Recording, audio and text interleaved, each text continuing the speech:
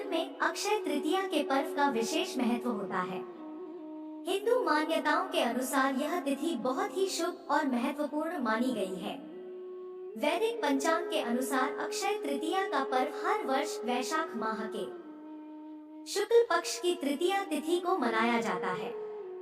अक्षय का अर्थ होता है जिसका कभी क्षय न हो या फिर जिसका कभी नाश न हो। इस तिथि को अबूझ मुहूर्त माना गया है, यानी इस तिथि पर किसी भी शुभ कार्य और मांगलिक कार्य को करने के लिए मुहूर्त का विचार नहीं करना पड़ता है। दोस्तों, इस वीडियो को आगे शुरू करने से पहले आप इस वीडियो को लाइक और चैनल को सब्सक्राइब कर दीजिए ताकि हमारा हौसला बढ़ता रहे। धार्मिक मान्यताओं के अनुसार इस शुभ पर्व पर किया जाने वाले दान पुण्य, पूजा पाठ, जाप तप और शुभ कर्म करने पर मिलने वाला फलों में कमी नहीं होती है। इस दिन सोने के गहने खरीदने और मां लक्ष्मी की पूजा करने का विशेष महत्व होता है। इस वर्ष अक्षय तृतीया का पावन त्योहार 10 मई को है। ऐसे में आइए जानते हैं इस पर्व के महत्व और तिथि के बारे में सब कुछ। इस वर्ष अक्षय तृतीया का पर्व शुक्रवार 10 मई को मनाया जाएगा।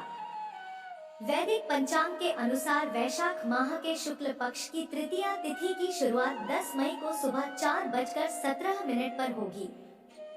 वहीं इस तृतीया तिथि का समापन 11 मई 2024 को सुबह 2:50 पर होगी। उद्या तिथि के आधार पर 10 मई को अक्षय तृतीया का पर्व मनाया जाएगा। अक्षय तृतीया त्योहार पर मां लक्ष्मी और भगवान विष्णु की पूजा के लिए शुभ मुहूर्त सुबह 5:48 से लेकर दोपहर 12:23 तक रहेगा। अक्षय तृतीया के पर्व को आखा तीज के नाम से भी जाना है। इस दिन को परशुराम जयंती के रूप में भी मनाई जाती है। यह पर्व हिंदू और जैन दोनों ही धर्म के भक्तों के लिए विशेष होता है।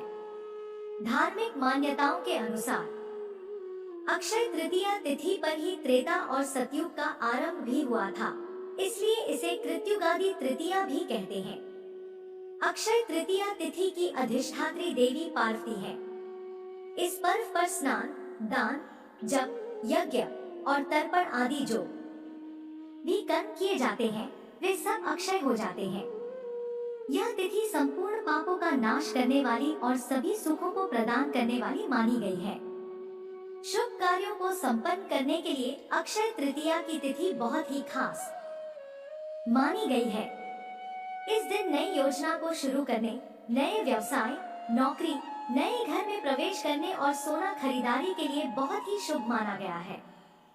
शास्त्रों में अक्षय तृतीया तिथि को स्वयं सिद्ध अबूझ मुहूर्त माना गया है, यानी इस तिथि पर बिना मुहूर्त का विचार किए सभी प्रकार के शुभ कार्य संपन्न किया जा सकता है। इस दिन कोई भी शुभ मांगलिक कार्य जैसे विवाह, गृह प्रवेश, सोने चांदी के आभूषण, घर, भूखंड या वाहन आदि की खरीदारी से संबंधित कार्य किए जा सकते हैं।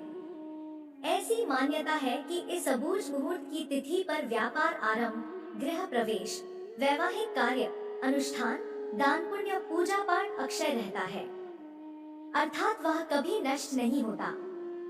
अक्षय तृतीया पर्व से जुड़े 10 महत्वपूर्ण तथ्य जो आप नहीं जानते होंगे।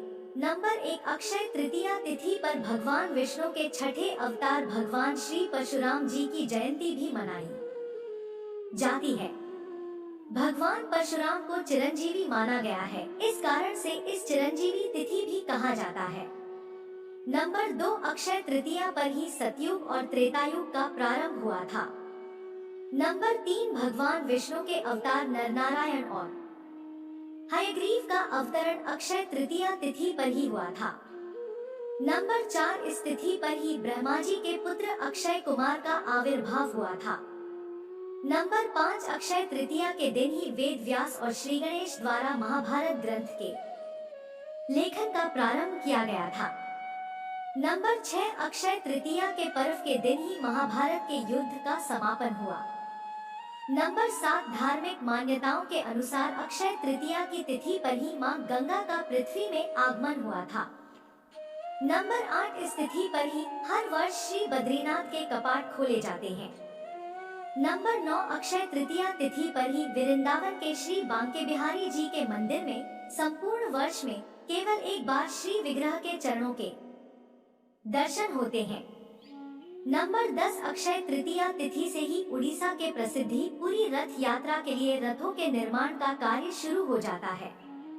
अक्षय तृतीया व्रत और संपूर्ण पूजा विधि। इस दिन भगवान विष्णु और माँ लक्ष्मी की आराधना का विशेष महत्व होता है। अपने और परिवार की सुख समृद्धि के लिए व्रत रखने का महत्व होता है। अक्षय तृतीया पर सुबह जल्दी उठकर गंगा स्नान या घर में ही गंगा जल मिलाकर स्नान करके श्री विष्णु जी और माँ लक्ष्मी की प्रतिमा पर अक्षत चढ़ाना चाहिए। फिर इसके बाद श्वेत कमल के पुष्प या श्वेत गुलाब, धूप, अगरबत्ती और चंदन इत्यादि से पूजा अर्चना करनी चाहिए। नैवेद्य के रूप में जौ, गेहूं या सत्तू, ककड़ी, चने की दाल आदि अर्पित करें। इस दिन ब्राह्मणों को भोजन करवाएं और उन्हें दान दक्षिणा करके उनका आशीर्वाद प्राप्त करें। ज्योतिष शास्त्र के अनुसार जब अक्षय तृतीया का पर्व आता है तब सूर्य अपनी उच्च राशि मेष में रहते हैं। साथ ही इस तिथि पर चंद्रमा वृषभ राशि में मौजूद होते हैं। माना जाता है इस दौरान सूर्य और चंद्रमा दोनों ही सबसे ज्यादा चमकीले यानी सबसे ज्यादा प्रकाश उत्सर्जित करते हैं। इस तरह से अक्षय तृतीया पर ज्यादा से ज्यादा प्रकाश पृथ्वी की सतह पर मौजूद रहता है। इस कारण से इस अवधि को सबसे शुभ समय माना जाता है। दोस्तों, अगर आपको यह जानकारी पसंद आया है तो वीडियो को लाइक कीजिए और दोस्तों को शेयर जरूर करिएगा और चैनल को सब्सक्राइब करके बेल आइकन जरूर दबाएं ताकि आने वाला वीडियो आपको सबसे पहले मिले। दोस्तों, मिलते हैं अगले वीडियो में, तब तक के लिए राधे राधे।